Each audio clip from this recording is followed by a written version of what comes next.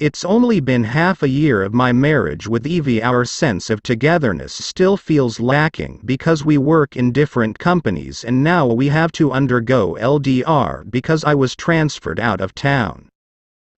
After 1 week I was out of town. Why on that day I met Maya, my former lover. She had stopped in this heart and had been the person I loved and loved the most. Is this really a coincidence or has it become the way? This meeting regenerates the grains of love that were buried deep in a wounded heart. We can't lie to this. Is this really a coincidence or has it become the way? This meeting regenerates the grains of love that were buried deep in a wounded heart. We can't lie to this feeling. We still love each other. At the meeting we shared stories and I asked, where is her husband?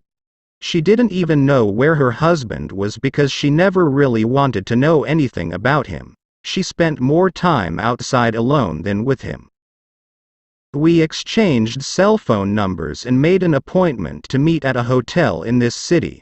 Without me thinking about my wife again and without me thinking about the risks I face if Maya's husband finds out about this illicit relationship.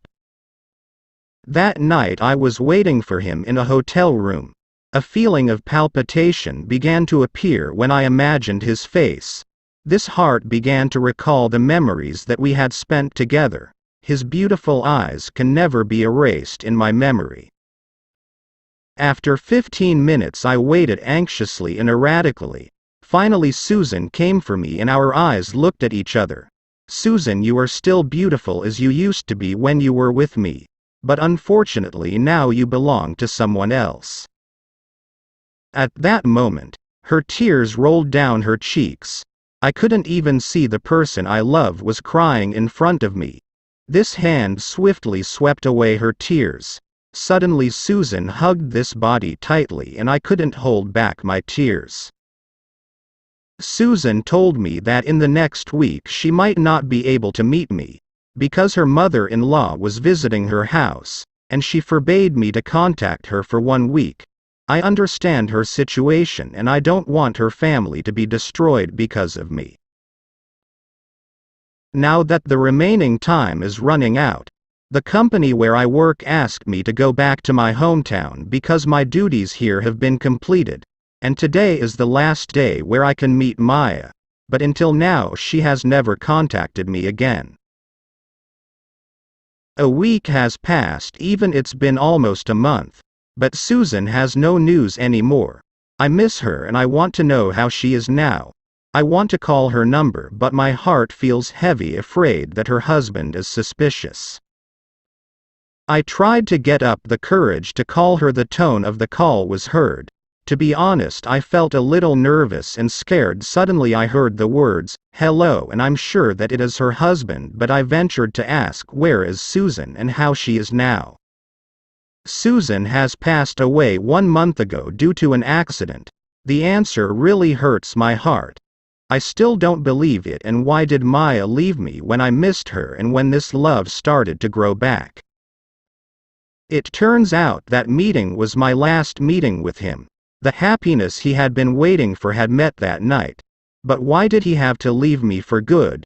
How short was the happiness he got? I also stopped by her grave for the last time. I sprinkled flowers with tears.